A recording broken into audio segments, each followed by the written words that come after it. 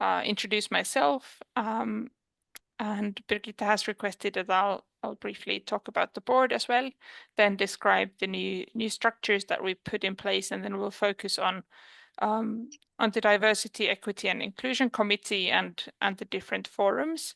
And then, of course, there's plenty of time for discussion and questions and such. So first of all, I think I've met some of you before, but my name is Tytti.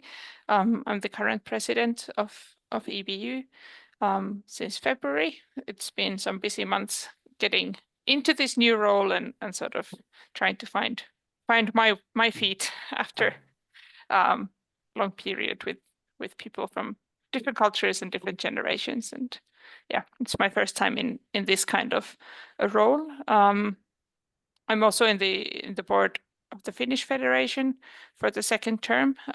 So I've started roughly at the same time in the EBU board and in FFBI board, just roughly 6 months apart from each other.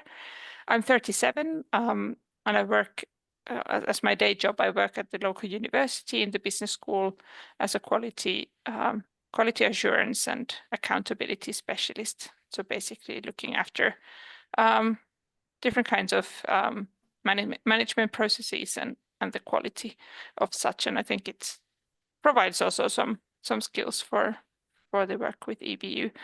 Earlier, I've worked in the international development field for roughly a decade as a human rights expert, advocating for the rights of persons with disabilities, especially on the UN level and towards the Finnish Foreign Ministry. But then I think that also gives an idea how lobbying and advocacy works. Although I have to say that the European context is not so familiar to me. And as some of you already heard, I have a 4-year-old son that I live with, who has a cold, and luckily I was able to place him at his father so that I don't have an assistant around for this session. And yeah, I think that's probably mostly me. I'm partially sighted, have been since childhood, with the deteriorating condition that sort of every 15 years or so there's some kind of a crisis of sorts, and this summer has been a rough patch again. But I'm glad to have some of my vision back, but there's been a lot of learning in terms of braille and mobility and such. About the EBU board, I think we are a quarter of the board here in this session. So Maria and Dagmar, please help me out if I'm missing something. But the new board is a lovely bunch of really active people. We have some really good experience from the past, but then also new, fresh minds, slightly younger than the previous board. Also, I think more women in this one than in the previous. So if I briefly recap who we are. So I'm there among the officers. There's 5 people in the officers group. So it's me as the president. The first vice president is Barbara Martin Munoz from Spain. The second vice president is Kevin Kelly from Ireland. The general secretary is here among us, Maria Torstensson from Sweden. And then the treasurer is Roland Studa from Switzerland. I think that was all the officers. Then I think of geographically from the Nordics, there's also Andreas Hafsberg from Norway. From the Baltics, there's Jakob Roshin from Estonia. From the UK, there's David Aldwinkle. Central Europe, Sabine Ström from Germany, and Dagmar Filkasova, also here from Czechia. And then going south, there is Anja Ursic from Slovenia, Hubert Perfler from Italy. And did I miss anybody? Sinan from Albania. So that's 8 regular members and 5 officers, 13 altogether. I think that's us in the board. And yeah, we have changed the board practices slightly. So as most of you probably know, we have 3 meetings a year on a regular basis, occasionally an additional one. Like this summer, we had an extraordinary meeting online in July. And I think that is most likely going to happen in the future as well. And instead of meeting 3 times a year in person, we decided that one of the 3 meetings will be held online, both for climate reasons, but also for the reason that it saves financial resources of the member organizations who pay the board members' travels to the meetings.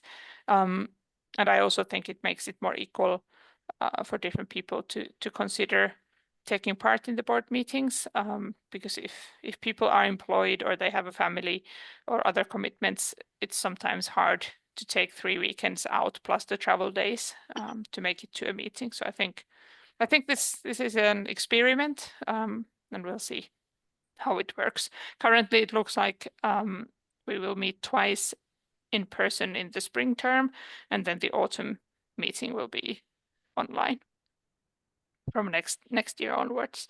I think that's probably enough of the board. And now the new structures that we put in place, some of it resembles quite a lot the structures that have been there in earlier times. But as we have a new strategic operation plan, we wanted to refresh the structures so that they optimally support the strategy implementation. The strategy is really broad. It covers a really wide range of different topics. And it's mainly built on the membership survey that was sent to member organizations, I think early last year, if I'm not wrong. And what we have is sort of a threefold structure where there are 3 committees, then 5+1 working group, and then 4+1 forums. And why I say +1, I'll explain in a little bit. So among the committees, there is something called the Leadership Exchange Committee that has been functioning basically since Lars started as the executive director, but it's been working with the name Leadership Exchange Forum earlier. So it's a committee meant for the directors of member organizations, focusing on strategic development and sort of following the trends going on in Europe and in national contexts. Mostly there are executive directors or heads of organizational divisions of our member organizations and such. And that is chaired by Lars. Then there is what is called now the Advocacy Committee that has been formerly known as the Commission for Liaising with the European Union. And why we wanted to change the name is that we wanted to expand the scope of the committee so that it no longer only focuses on the European Union, but looks at advocacy matters and processes on a broader European level. Now, this week, we're having a meeting in Warsaw, which is the annual face-to-face meeting of the committee. And there we have a guest from OSCE, the European security body, that has been working for a really long time on the rights of persons with disabilities, and especially the political rights and access to voting, and access to political processes also as a candidate. And the blindness movement has been quite invisible in that conversation, and we're trying to bridge that gap now this coming weekend. And that's already the first step sort of towards advocacy that goes beyond the European Union. And now as the scope has expanded, we've also gotten rid of the sort of 2-layer membership. As earlier, it was only the committee was only open for members of the EU, and then the other ones were allowed in as observers. But now all EBU members can have a representative in the advocacy committee, and we have quite a nice number. I think Valerie might have updated information, but my latest numbers is that we have 31 member organizations out of 42 represented in the committee. So that's a really good number, because we have a handful of member organizations that aren't really taking actively part in our work. And this committee has a new chair, Francesca Spianchi, that might be familiar to at least some of you, and she's from Italy, also my age. So there's a generational change going on in EBU in this respect as well. And it's I have to say that I think the outlook for this committee is looking really bright. Francesca has a really good touch on the European matters. She's been really active in EDF as well earlier. So I'm really looking forward to the work of this committee. And then the third committee is a new structure. So that's the Diversity, Equity and Inclusion Committee. And that, as you might have heard, is smaller than the Advocacy Committee. That's mainly because we wanted to make sure that the people who will take part in the work of the committee are actually experts on diversity, equity, and inclusion. And also because the function of the committee, at least at this point, is first and foremost to support and ensure that EBU's own operations take into account diversity, equity, and inclusion. So we're hoping that the committee would either draft or at least support drafting different kinds of internal documents, code of conduct, updating our anti-harassment policy and such, to ensure that our own operations are well, transparent and equitable to different kinds of people with visual impairment in Europe. And then the second task of the committee will be to address or raise up different kinds of advocacy needs in this field. As you know, for example, we have Minna Keijonen taking part in the EDF Women's Committee, and sometimes there's advocacy items that sort of come from there. So we're hoping that this committee will be then the working structure that will bring them to the board and bring them to the advocacy committee as well. And this is a new structure. I know that Birgitta was already interested, and probably many of you are already interested to hear who are in the committee. And I have to disappoint you because we don't have that yet confirmed. It was discussed in the board meeting that we had in the beginning of the month in Madrid. But at that time, some of our really big member organizations had requested for additional time to deliver their nominations. So we decided to table that decision and come back to it in the officers meeting in the end of October. I think we had roughly 6 or 7 nominations at the time of the board meeting at the beginning of the month. So there's still room or was still room for members to nominate. When it comes to the board, the chair of that committee, it was supposed to be the board deciding in the beginning of the month who will be the chairperson for the Diversity, Equity and Inclusion Committee. But so far, none of the member organizations who had nominated a candidate for the committee had indicated that their candidate could also act as a chair. So I think the current understanding among the board is that the officers will look at the situation on the 29th when we have the meeting. And then if there is a candidate at that point, maybe that problem can be solved and decision made then.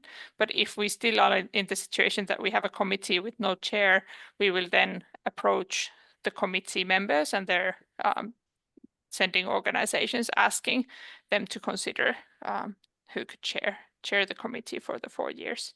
And this committee currently has also 4 vacant seats, which are reserved for the different forums. And I'll talk about that a little later when we come to the forums. I wonder if there's any questions regarding the committees before I go to the working groups. Yes, this is Birgitta. Mm-hmm. You say that if there is still no nomination for chair, that the board will speak to the organizations who have nominated. people for a position on this committee. I just wanted to indicate that if that would not give any result, if the board would consider to contact the networks, which will now be called forums, as there are many active people there as well who may be supported by their organization to take up such a role. Mm-hmm. Yeah, I think for sure. If we cannot solve it now, then that'll be the next step, because I think Valerie has a plan for facilitating the forum's decision about the coordinator or the leader for each forum. So I think those are potential people also for the chair position. So I have a bit of a flexible approach here. I think we need to also allow time for these new structures to settle, and we are not in an urgent hurry in that way. The what I forgot to say about the committees is that the committee chairs will take part in board meetings. So up to now, it's been the LC chair or the advocacy committee chair who's been taking part in the board meetings, but in the future also the diversity, equity and inclusion committee will be their chair will also be present in the board meetings. They will report in writing to the board, but then also give a brief oral update in the board meeting. And at least our experience now from Madrid was that Francesca had a really active role discussing multiple items that had an advocacy angle. So we're really hoping for the committee chair to have an active role there. And my understanding is that this has been the funding for the committee chair for both of the chairs has been applied from the EU funding that we receive annually. That funding decision will only come in the end of the year, I think. But if we get the funding, the sending organization of the committee chair does not have to worry about covering travel costs, which often, I must say, might be an issue for some of our really skilled people, that their sending organization doesn't have the resources to nominate. This will be very helpful. Person. Yes. Yeah. And the next board meeting will be in the beginning of February. So of course that's the time when we really hope to have already a chair for all the committees established and working. But it'll be a process for the end of the year to have everybody in place. Then the 5 working groups that we have, or 5+1 working groups that we have, are structured thematically. So we've had, as you know, we've had working groups and we've had networks on different themes earlier. And now what we wanted to do is that we wanted to have all the thematic expertise in our network structured in working groups, so that the names are similar and the structures are similar. There are 5 thematic ones and then a special one for external communication that will work together with Nacho, and the external communication working group will have those people who are responsible for external communication in our member organizations. And that's a bit of a different case. But then the 5 thematic ones, there's one focusing on training that covers training and rehabilitation, vocational training, education and such. Then there is one on mobility that encompasses different kinds of vehicles. I would imagine mobility training as well. Now, I don't have the list in front of me, but Valerie or Maria or Dagmar, please correct me. I think also guide dogs are under Tytti, mobility. Would you like me to read the full description of the groups? Yeah, well, for sure. If you have it there, that would be good. I have it here. Okay. So the training encompasses vocational training, education, professional rehabilitation, and a link to the labor market. Mobility includes common and public, individual and micro-shared mobility, driverless vehicles, silent cars, use of AVAS, shared spaces, guide dogs, and the built environment.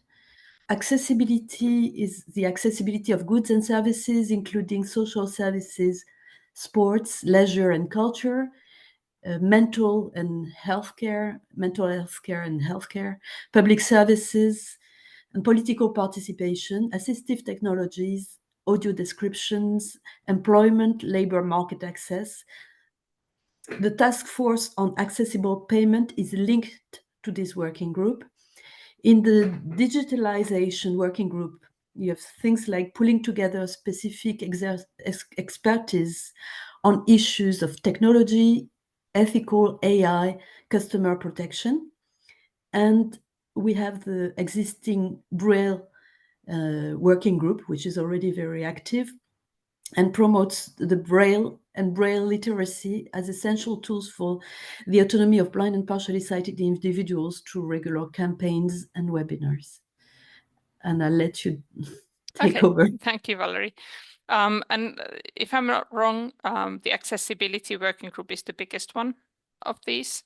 So what happened was that we, in the nominations process, we provided all member organizations the option of nominating 5 people in each of the working groups. And of course, you can do the maths, five people from 42 organizations. So there was potential of having really big working groups of 200 people. Of course, that's not the case. I think the biggest one was accessibility. In the beginning of the month, it had just over 40 members, probably more now, but still we're not talking about hundreds in any of the group.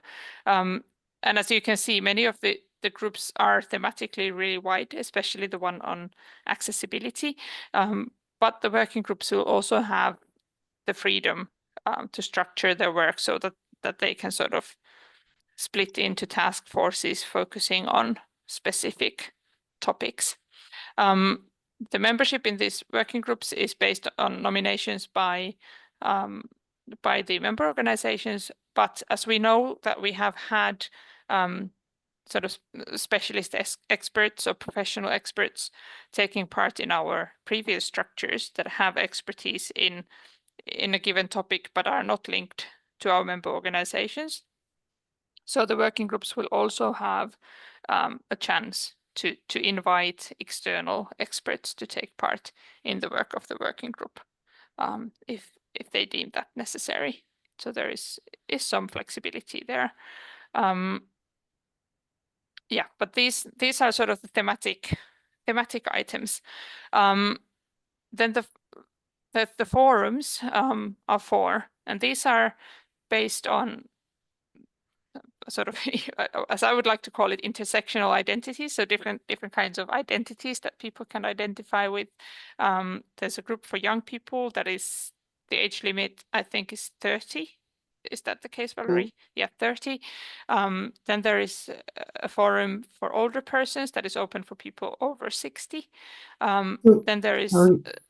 Sorry, Tytti, it's 35 for the young people. Okay, for 35 for the young people, and 60 for the old persons forum. Then there is the Women and Gender Issues forum, and then the Low Vision forum. And as you would see, these are sort of linked directly to the 2 networks present here today. And then the 5th forum was something that we sort of innovated on the go, called the Membership Exchange Forum. And it's literally open for any blind or partially sighted person in Europe. And it's meant for communicating from individual to individual, sort of bypassing the organizational structure, so that if somebody finds a really fancy museum with excellent audio description, they can send a link and a brief note to the members exchange. Or if somebody's traveling to, let's say, London and wishes to know something related to accessibility or something that would be great to visit as a partially sighted person, they can ask from the forum that, okay, I'm going there, and would somebody have any tips? Or if there's some event that you'd like to to make other European blind and partially sighted people aware of, you could share that invitation to the members exchange forum. And this is something that we haven't had before, but we're eager to try and see how that starts to live.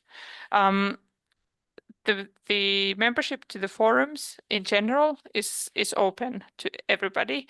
Of course, given the link to the group. So if you are older than 35, please do not sign up for the youth forum, and the same for the older persons forum. So they are open for blind and partially sighted individuals across Europe. And why we wanted to sort of make sure that there is no link to a member organization demanded is that we are aware that there are structural barriers in Europe that limit partially sighted people or women or young people from joining the national member organizations, and we wanted to make sure that they too can have a link to the blindness movement across Europe.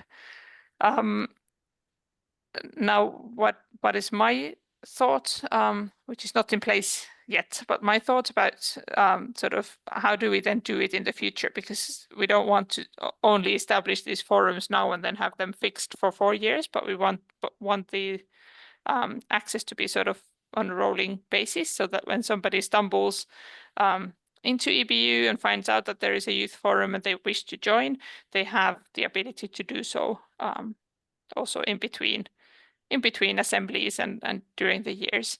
What we've done so far is the call for nominations to our member organizations. Now what we're doing currently is that the current networks have been approached when there is a forum sort of following on the work of previous networks.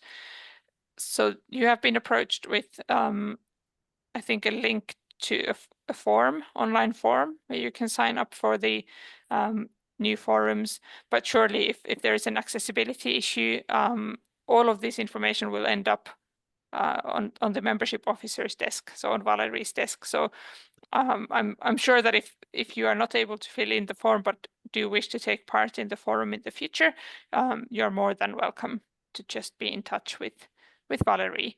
But we've at this point wanted to sort of centralize some of the processes, because we're talking about tens or hundreds of people joining these structures. So just the risk of losing an individual email in an inbox is bigger than when you have things. The information is input in a form where it can all centrally be pulled out.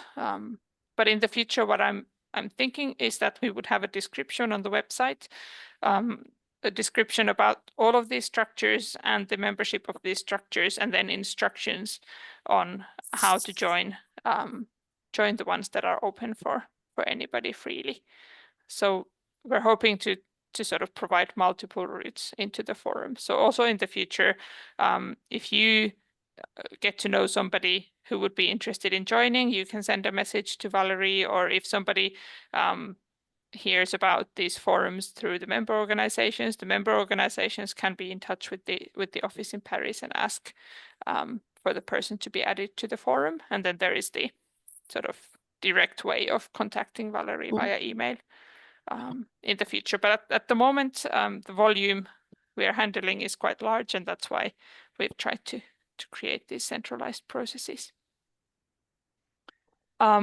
Each of the forums, I think the members exchange forum will not have a leader, because it's basically an email list or a notice board where you can exchange with other members from Europe or individuals from Europe.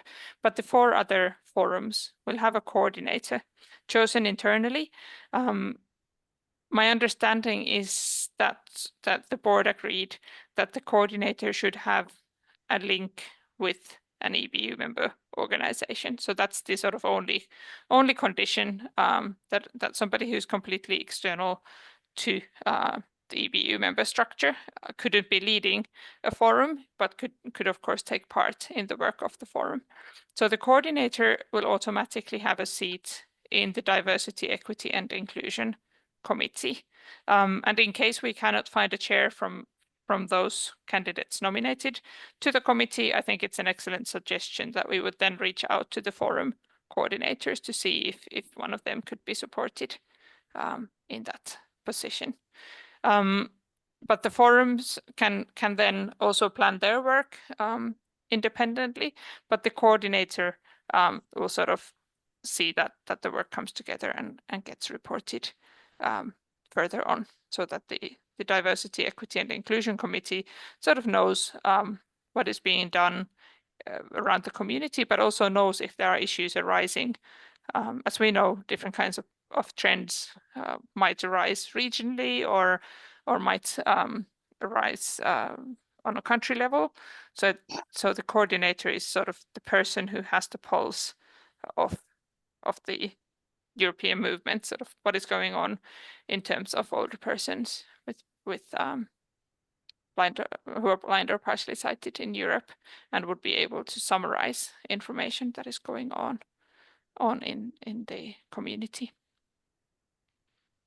I think that's probably my brief, not so brief summary for now, but I would be happy to answer any questions or comments or concerns.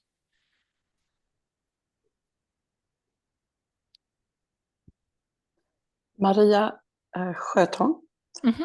I just want to say that it seems it's a very good organization. I think it will connect the people on the ground to the EBU in an easier way than before. Mm-hmm. I hope that that's the case. Yeah. We don't want to create any secret societies, but sort of my aim, personally, my aim is increase visibility and communication, and sort of create routes that people can actually have access to the movement. Yeah, sometimes the information gets lost in different processes, and organizational communication is not always the strongest point in our organizations.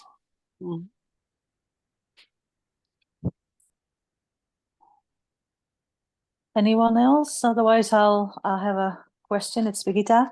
Mm-hmm. Thank you for this very clear explanation, first of all, Tytti.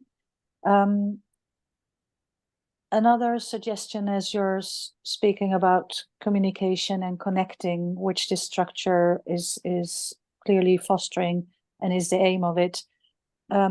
I feel it would also be important, and many of them already are, but if board members are also automatically, let's say, member of the forums, so that they sideways can know what's going on.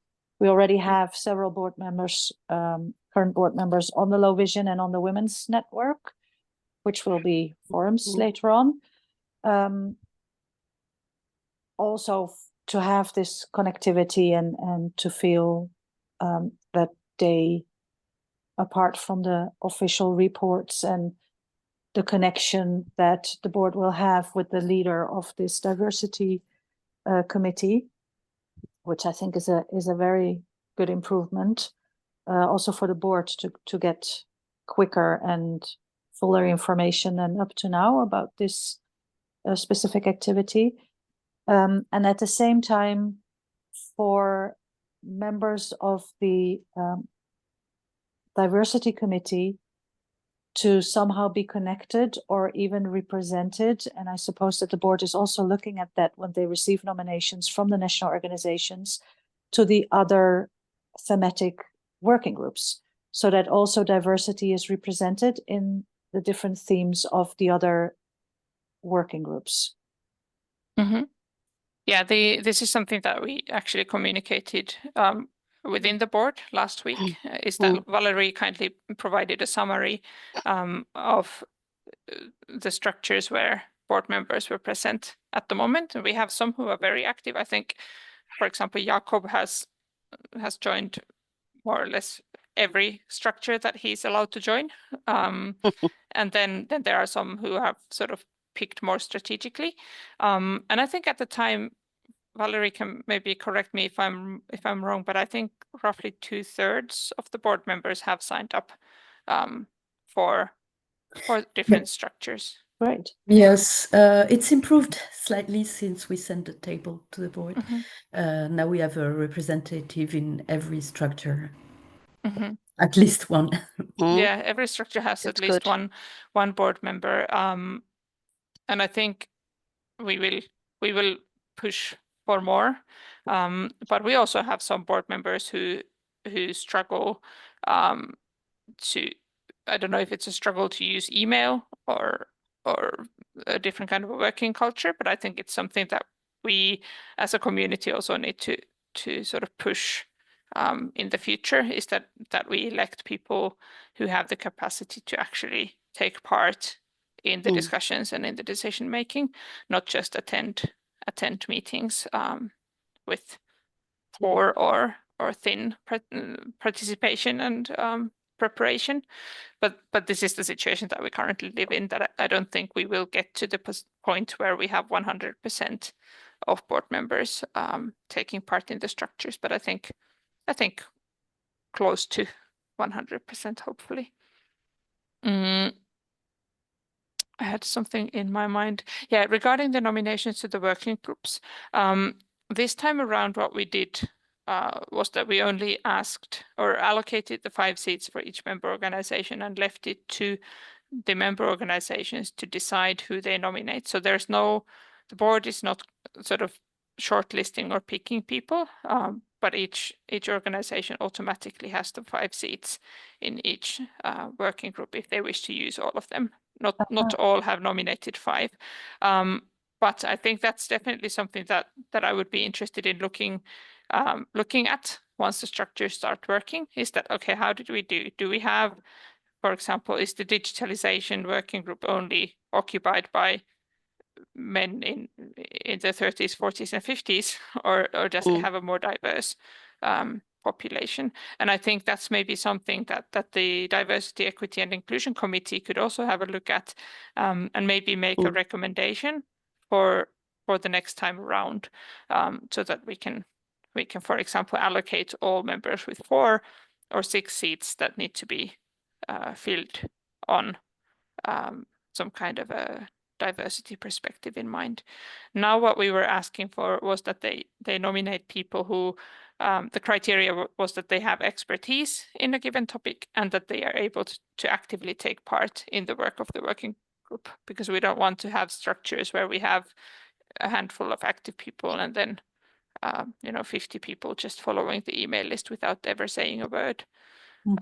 So those were the criteria, but I think it's a valid point. And if we have structures where, for example, I don't know about the composition of the Leadership Exchange Forum, but I think it's perhaps worth having a look if it's dominated by, for example, mostly male representatives, which might be the case because it's mostly the directors of the organizations who are there. And the same, of course, with the advocacy committee, but I think at least based on the email list conversations, it seems to be quite balanced for the time being. That's nice. And also, of course, there are many experts in the networks, which will be the forums from now on.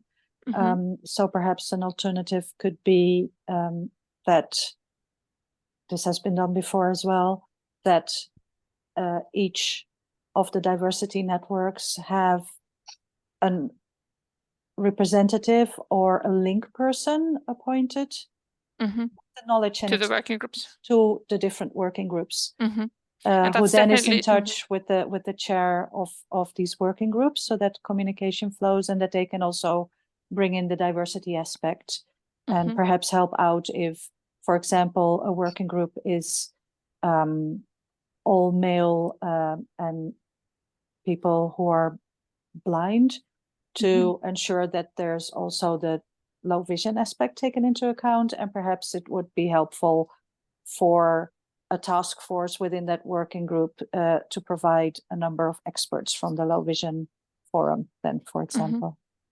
And I think it's, no, I don't want to promise on Valerie's behalf. I'm not sure if it's a massive Excel document where the nominations for each each structure currently are living in. But I think it might also be sort of technically possible to already identify, because I'm sure that all of the working groups have people who are also taking part in at least some of the forums, to be able to identify those links and make perhaps the forum coordinators and the working group chairs then aware that, okay, in your working group, you have these people who are taking part in these forums, and in your forum, you have these people taking part in these working groups. Would you like me to react? Yeah, Valerie, if you have a strong opinion one way or the other, I think making it publicly aware on the email list might not be possible, because we're quite cautious when it comes to data security. But I think informing the coordinators probably is possible if we are able to sort of scavenge that information from the data that we have. Yeah, I'm sure one way or another we could also send a questionnaire, or at some point ask people to come forward. What's interesting in the nominations is we have a critical mass in all the structures. So, for instance, most working groups are around 40 participants. At the moment, the women and gender and low vision forums have about 32, 33 registered participants, hopefully more after this meeting and on an ongoing basis. So we can expect that there will be crossovers in any case. Yeah. Hi there. And I think, Go ahead, Tytti. Sorry. No, I was just going to say that I was really happy that I haven't seen a full list of nominations, but the lists of nominations that I have seen, I've also seen a lot of names that I don't know. And of course, I haven't been around for decades. I'm younger than the organization, whereas I think that in the previous board, there was many people who were present from the start. So of course they knew many people, but I've been around for some years, and I was really happy to see that there are names that I've not seen before. So I would hope that it's also diversified, the decision making and participation. Yeah, renewal is always good. If I just may go back with a question, which is one that I received from many network members, and that's the following. Sorry for reiterating on this.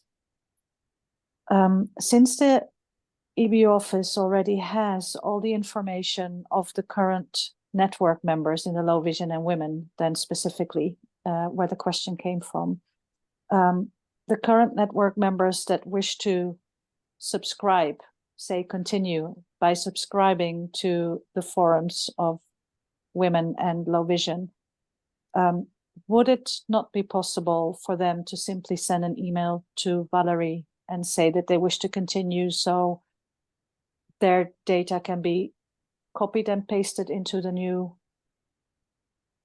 forum participants list? Because many feel, I understand now that great and a hurrah for the 30 people who have already done so by filling out a form. But this was a question that was coming back again and again. So that's why I'm just daring to ask it again. Yeah, for sure. Valerie, do you have an opinion? I think the only risk there is that there is the chance that emails might go missing when there are many. But yeah, I mean there's always a risk when it's not done through the form, but of course we can take that risk, no problem. Maybe it's just good, Birgitta, that if you answer the people that they can send an email, you can also communicate that if they don't hear back, they should approach Valerie again. Just because currently the number of emails in the processes is quite big. Hi, it's Elaine here from Ireland. Can I come in? Well, that's the third really useful, constructive proposal from Brigitte. So thanks for those three, and thanks for taking them on, Tytti, so openly. I think that the just in relation to the last one, it would be so much easier, because what has changed is the structure rather than people's commitment. Mhm. For many people, it's just much easier to say, yes, I'm still committed. Nothing has changed for me. What has changed is your structure. So I'm just confirming that I'm still in and I still want to be in. Mhm. Much simpler than filling out forms, because many of us spend lots of time, lots of days filling out forms, and Mhm. it just becomes exhausting. So Mm. you know, it's not a reflection of people's commitment if they haven't done it. It's just often they haven't. It's just much simpler to yes, confirm continuance of previous Yeah. communications would be great. And why we don't just copy the former network email list and put it on the forum list is that we know that there are also people who are not present anymore, people with old email addresses or people who joined with a work related email and are not working for our member organizations anymore, and so on. So that's why we want an active active role from the members, that they actually wish to continue. Yeah, just an email is much simpler than another form to fill out. Yeah. Just in relation to your presentation of the new structure, it's really interesting. It's great to see that we now have a woman president, so congratulations on that. It's really Thank good. you. And the age range change in EBU is also very welcome. And I do hope that we don't lose some of the wisdom from previous times, that you know, there is still a balance, and I think from what you described there still is. In relation to the thematic, the working groups, I'll watch the space, but I think that the accessibility one is going to be too massive. I think it's such a big topic. It's central to everything that everybody lives with every day and that we've all struggled with forever. And I think when I heard the list of what's included in there from Valerie, I thought, oh dear God, this is just going to be too much, too many people, and potentially not be able to function effectively. So I would just caution on that one, and maybe breaking it down at some point. Yeah, but I did hear you saying there was an opportunity for smaller groups within it, but it just seems like everything, including the kitchen sink, is yeah. That is what it is really. What we had was a long lengthy conversation of the division of these topics, that okay, what goes under which one. And I think the sort of biggest debate in the so the structure was prepared in this task force called Monitoring, Evaluation and Learning Task Force, that has some board members and then some members from member organizations, and we've hit our heads together trying to figure out how to split these different themes without creating 10 different structures. And then the board sort of had some of those conversations again, and I think that the hardest part was the accessibility and digitalization, because they also overlap. For example, when you talk about household appliances, with my dishwasher, is it an accessibility issue or is it a digitalization issue? If I have to operate it on a mobile phone, so it is a fine line, and I think my approach to more or less everything is quite flexible, and I want us to be able to adjust also on the go if we figure out that something doesn't work. I don't want us to go on that route for 4 years without revisiting it. And I think this accessibility working group is probably something that we might have to revisit. But I think it also I wish to give it a little time to sort of see what are the bigger topics and entities that then start to rise within it, so that we could then see that, okay, if we decide to split it into 2, let's say, what would be the division. And I think it's going to be impossible to sort of come up with a solution where we don't have this all encompassing bin where all the sort of smaller topics are tied together. but I think it also can be sort of solved on a working group level, so that whereas I would imagine that the Braille working group, for example, probably is going to work as one team focusing on some topics. I would imagine that the accessibility working group might split into sort of smaller thematic task forces focusing on a given task. But yeah, I do hear you, and I do see this risk also myself. But this was the best that we could come up with for the time being. But I think it's also a challenge that I would like to throw back to the member organizations, that when we do collect input from members for the future strategies, the members also have the tendency of listing, rather than listing 3 priorities, they list 30 priorities, and then our strategic operation plan looks like we're not really directed at some key issues, but we're actually going to all possible directions at once. And I think that's something that we need to develop, that, okay, how do we create strategies that are focused and strategic, and make our members feel that their concerns have been heard? Because currently I think that the way that we've gone about it is more that we've heard everything that everybody has said and put it in the final document, and then it's hard to focus the work of the organization when there's a lot on the plate for a 4-year, or actually a 3.5-year period, because the next assembly will be sort of coming back to currently the plan is to come back to the original schedule, which is that the assembly would be in the autumn 27. So that's 3.5 years to tackle a full range of different items. Can I come in one more time? Please. Sorry, I don't want to take over.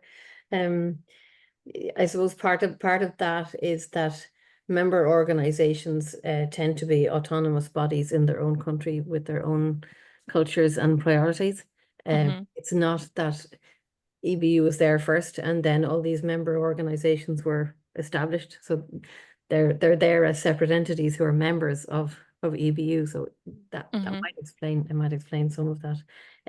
The point I wanted to raise is it's kind of related to the member organizations. It still, I appreciate that individual people can join the forums, and I obviously welcome that as a member of a number of the working groups already. However, it still feels a little bit like EBU is it's difficult to fully participate and engage. You can engage at a certain level unless you're part of an organization, and in some countries even membership of organizations, they're not membership organizations. So a member of staff is nominated and they are the EBU representative, and in a way that's where it may begin and end. Whereas there are people, for instance, like me, I no longer work in an organization that is of blind and partially sighted people. I work in a national advocacy service for older people. I have low vision, but there's no way that I can really participate in that sense. And I'm sure there's lots of people out there in that position. It's all still, the talk is still very much through your member organizations and member nomination, blah, blah. There's very little opportunity for many of the really actively engaged people who have been participating in the networks to become any more involved. They can't even chair the forums. Do you know what I mean? So it feels like, well, yes, we want you to participate, but only at this very far out level. Anything else is not possible for you unless your organization chooses you. So that's just throwing that out there. I don't have a huge issue with it, but it still feels like a lot has changed, but a lot has also stayed the same. Yeah, and I think from that perspective. I have some dreams for the next assembly, and I think one of my dreams for the next assembly would be that we'd have room and space for thematic discussions, sort of facilitating a discussion within the community about a number of things. And I think one of these things is this membership issue, because as you say, organizations are hugely different, varying from one country to the other. And I think the current structure was planned with the idea in mind that EBU is an umbrella of member organizations, and we should sort of direct our resources at serving the member organization, the strategic priorities that member organizations have chosen. But of course, this creates the issue that we have really active people who are not, for one reason or the other, members of our member organizations, often also because it's not possible in a given context to join. If you're partially decided in some country, you're not allowed to join an organization. So of course, then that creates the question that are we treating people equally and fairly? And I think it's hopefully something that we can also sort of start that conversation over these coming years through that diversity, equity, and inclusion committee, because I think there's no right or wrong answer, but we sort of need to have a shared understanding, because now there's also been some quite contested and heated debates where the core comes to the fact that the office and the board and the active people have different understandings of who is serving who and where our resources supposed to be going. And I think sort of our view of these new structures is that it will also bring clarity that these structures are created to further and implement the strategic plan of EBU, and then the EU funded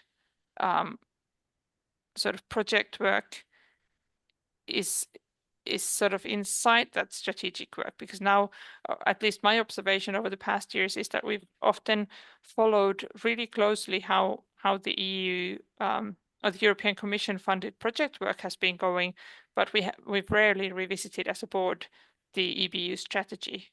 It's almost as the project has become our strategy, which should not be the case.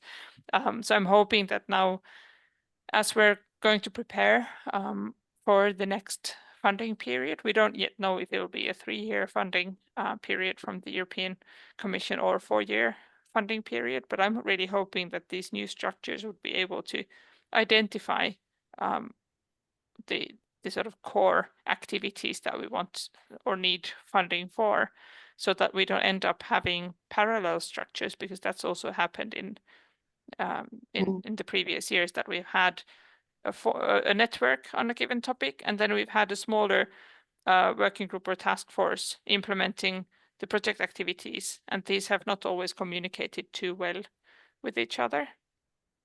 So I think, yeah, there are multiple sort of operational issues that need to be discussed, but then also the strategic and more fundamental debates of who should we be serving, and who are like, what is our relationship to the wider community of blind and partially sighted people, because there is this division that Elaine, you were so well describing, that we have really active people who are not connected to the official formal structure.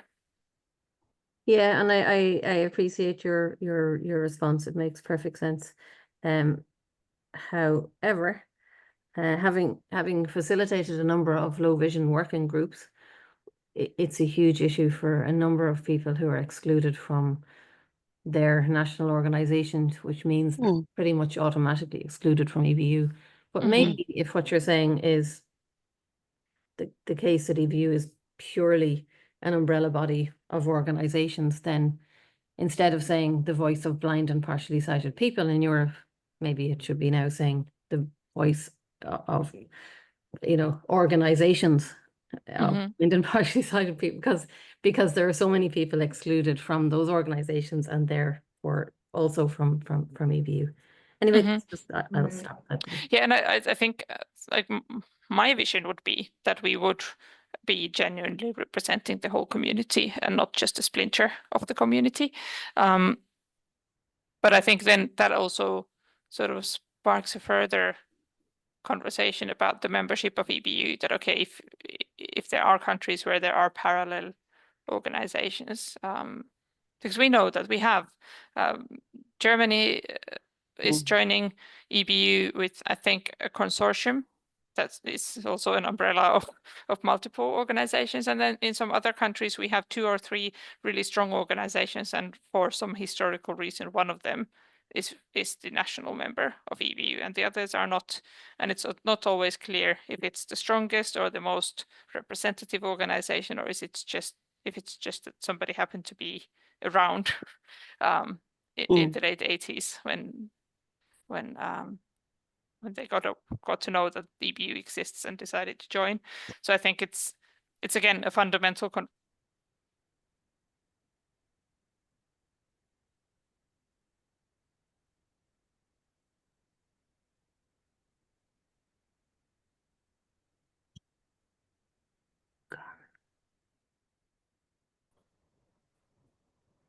I think I cannot hear Tytti. No, she disappeared. Yeah, we lost Yeah. her. We've Tytti, lost. I think you're muted, or maybe there's a problem with your headset.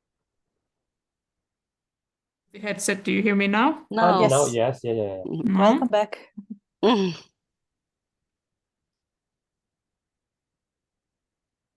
No. Can you hear me now? Yes. Yes. Okay, I unplugged and replugged my headset. You're Don't know when. you're so enthusiastic. Yeah, exactly. I You're think I talking so leaned. passionately that you just disconnect your, I think I your leaned headset. on my headset. This has this bulky bit with some Yeah. buttons that I don't know the function of, so I think I just accidentally muted myself. But yeah, I think the question of how do we serve the whole community when our membership does not cover the whole community, I think that's a really one of the fundamental questions that we're working with, and I'm hoping that now having the forums with the formal link to the committee and then to the board would at least be able to raise this conversation and raise this voice, because I think this is exactly the diversity, equity, and inclusion, sort of the core of that question in EBU, that who is it that we're representing, and are we representing a diverse body of people in Europe in the way that we say that we do. And then only the other side of the committee's work is sort of how to create the structures or rules or codes of conduct that we need to create a safe space for everybody to take part. But yeah, I think there's an urgent need for this committee in this community. I think you're right. I agree with everything you've said. I think it would be really positive if you get to start that conversation and hopefully will yield positive results. Just you mentioned that some organizations are there since the beginning and all of that, and maybe also part of what needs to be looked at is what is the criteria for membership, for organizational membership? Is there criteria, or can anybody who will pay the fee, who does something for blind and partially sighted people, become a member? Or is there a criteria? Should the organizations be primarily organizations of blind and partially sighted people, or should they be national service providers that don't always even employ many blind and partially sighted people themselves, or include in many countries obviously include people who have partial sight. So maybe the criteria for membership could also be looked at. Yeah, that's actually a really valid point, because what the current board has set up is a task force. I think it's called Membership Category Task Force. And that conversation started from the membership fees that we currently have, and it doesn't seem very clear, or we haven't we haven't found a clearly documented reason or sort of the criteria why certain countries are placed in certain categories. And of course, we have members who are in a really low category for historical reasons and have no motivation to be lifted to a higher category with a higher fee. Also, we have a very recent case from the beginning of the year where when our member in Kazakhstan approached EBU saying that we have been paying this fee, but we actually are better off now and would like to pay more. So, but this I think is more an exceptional case. But then, of course, we also know that in this post-COVID world, the financial situations of organizations also can change quickly. And it would also be sort of beneficial to some members if there was flexibility in the membership category to move down with the smaller membership fee. But it is true that perhaps this conversation should be broader and revisit the criteria for membership itself.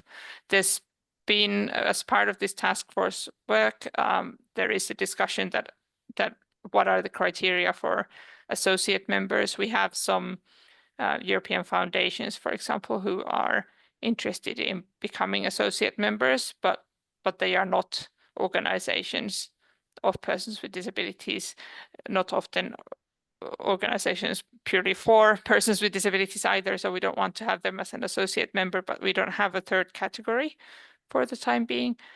So as part of this task force work, the whole structure will be revisited, and then we will prepare a new structure with new criteria for the next assembly.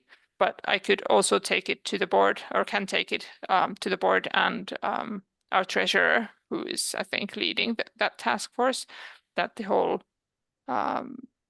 criteria for members itself should also be revisited.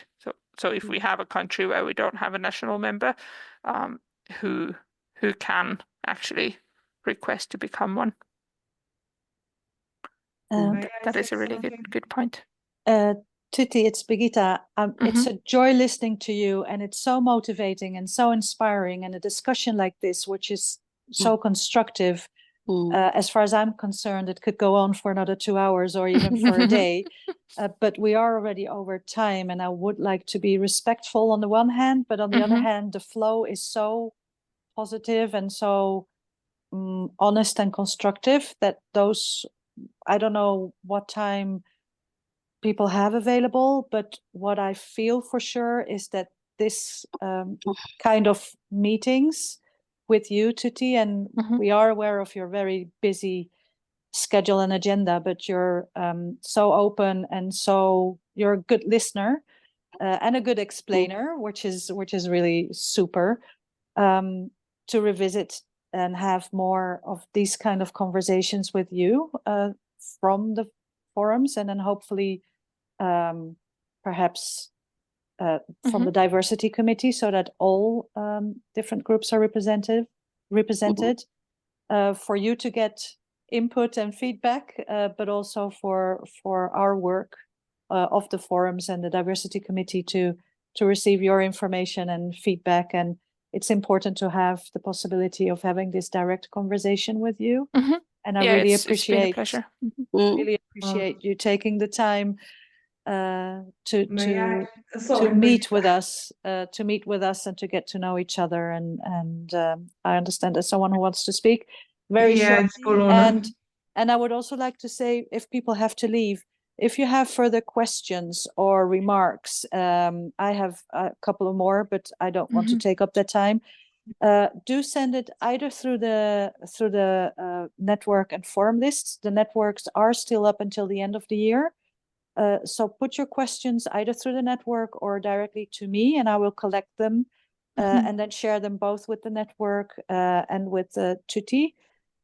So you can perhaps give a follow-up information on those questions or remarks or proposals.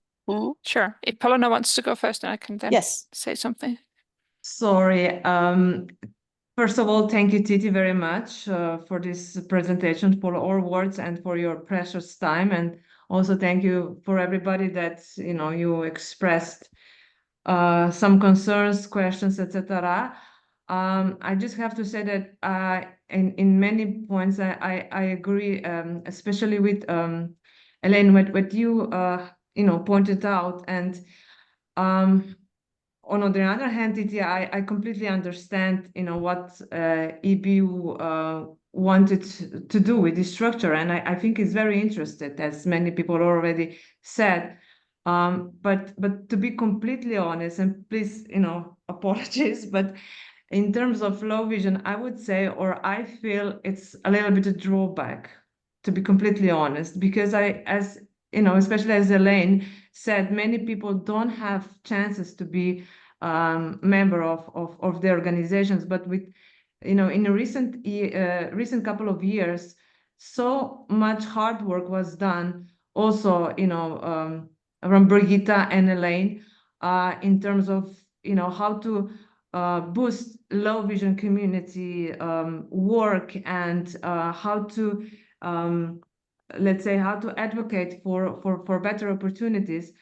So my suggestion would go in the direction that, is it possible for boards to consider that we have another working group among those proposed, and that would be low vision working group, which would be open, like, for instance, like forum. I would keep the low vision forum, but I think it's important that we will have separate low vision working group, because I understand that these working groups are, some of them are like overlapping each of other, especially like accessibility and digitalization.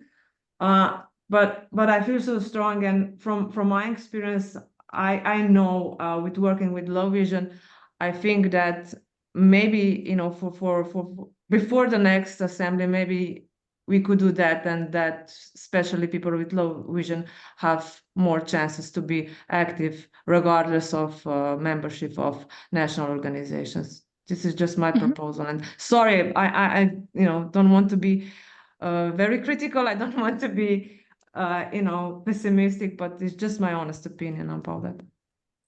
Thank you. I think it's really, really valid, and we'll definitely keep it in mind.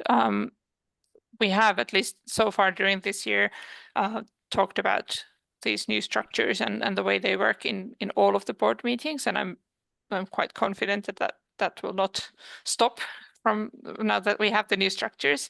So I think it's definitely something that me and Dagmar and Maria will bring up in the future meetings, and we're planning to do a membership survey or member survey in the coming year, I think. So of course, those who have a link to the member organizations could also feed in information through there. And then there's also been discussions that should we do a midterm review halfway through the strategic period, or do we do a review every year, or when is a checkpoint that we actually see how we're doing? So I think this is definitely a valid point to feed in through all the channels, but I will keep this in mind for sure. I've also signed up for both the Low Vision forum and the Women's Forum, so I'll be following the conversations there.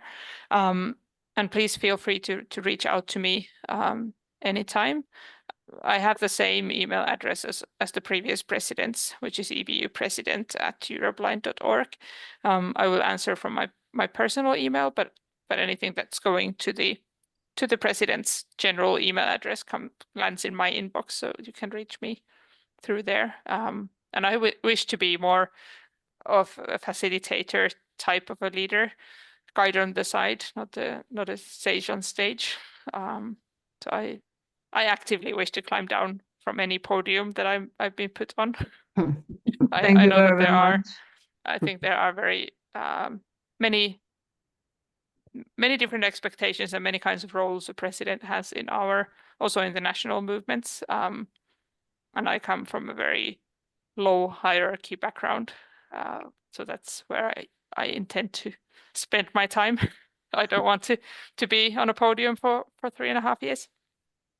So please feel free to reach out, and I'm happy to have a session in the future as well. And it's not my time that you need to thank for. I want to thank all of you for your time over the years and decades even that you've committed to this community. So thank you for your time. It's much more than my time so far. Well, I think I speak on behalf of everyone. It's Birgitta again, to say that you have given us a boost with this session, getting the conversation with the information.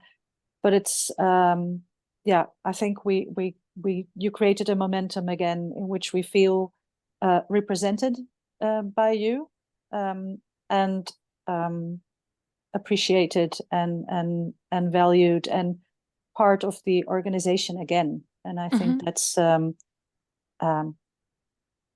one of the biggest compliments that a leader can receive. At least that's the intention. Thank you. And I'm happy to, if you end up in Finland, let me know. I'm happy to go for a coffee. And yeah, I was glad to meet Birgitta in person after many months or years of being in touch with email in the beginning of the month. So I'm happy to meet anybody when traveling across Europe. So please be in touch. Okay.